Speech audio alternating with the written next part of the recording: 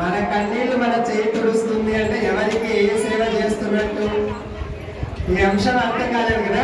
దాని అర్థం ఏంటంటే ఊళ్ళో ప్రతి ఒక్క కులాన్ని కూడా ఇన్వాల్వ్ చేయండి, అందరినీ కలుపుకోండి, వాళ్ళంతా మన శరీరమే భగవత్ స్వరూపులే అని ఎవరిని దూరం పెట్టకండి.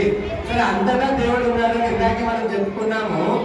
ఇందాక జరిగిన ఒక సన్నివేశంలో అంటే జస్ట్ అలా మిస్టేక్ లాగా జరిగి మళ్ళీ సర్దుకునేది. ఇది మనం సర్దుకుంటే అని మన ఇంటిలోని సమస్యలే.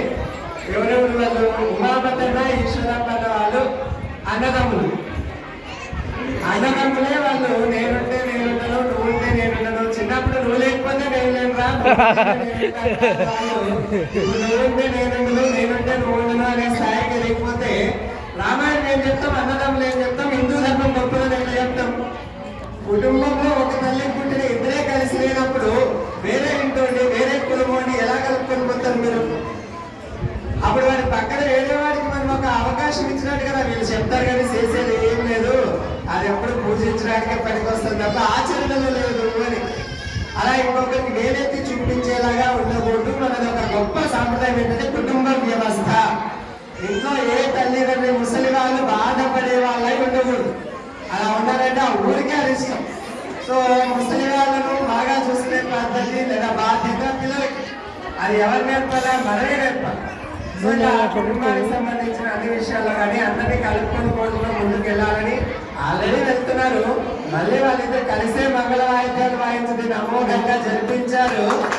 అంటే ఇంకా ఒకే కుటుంబంలో వస్తూనే ఉంటాయి పొరపాట్లు, కానీ అది ఇంకొకరికి అవకాశం ఇవ్వకూడదు. అది ఇలాంటి దైవ కార్యక్రమానికి మనమే విఘ్నాలు కలిగిస్తుంటే నేనేమైనా వేరే ఎవరైనా వచ్చి గొడవ పడుతున్నారా అనుకున్నాను. ఏమన్నా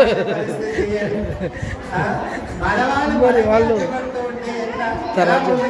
దేశం ఎలాంటి పరిస్థితుల్లో ఉన్నాం మనం, మన చుట్టూ దేశంలో ఏం జరుగుతుంది? బంగ్లాదేశ్ మనమిస్తే స్వతంత్రం తెచ్చుకున్న బంగ్లాదేశ్ అని అక్కడ ప్రధాని మన ఇండియాలో బతుకుతుంది, అక్కడ పెద్ద చంపేస్తారు. మనమిస్తే వచ్చిందే పాకిస్తాన్. అలా ఒక్కటి ముక్కలు చేసుకుంటే దేశం పోతా ఉంటే మనం ఇండ్లు ముక్కలు చేస్తున్నాం, చేతులు ముక్కలు చేస్తున్నాం. మనకి ప్రేమ ఆప్యాయతలు మన ఇంట్లో వాళ్ళకే మనకి ఆడపరచండి ఏమో మామూలే. పెళ్లిళ్ళకి ఉడికి వాడు ఎప్పుడో ఊళ్ళో పెట్టి ఉడిపియాలు పెట్టడం వరకే కాకుండా కుటుంబాలు సంబంధ బాంధవ్యాలు అన్ని కరెక్ట్ గా ఉంచుకోగలిగితే ఇప్పుడు ఈ దైవ కార్యక్రమాలకు అర్థము పరమార్థం ఉంటుంది అని చిన్నవాడిని అంతకు మించి ఏమైనా మాట్లాడితే క్షమించండి. హరి ఓం తత్సత్.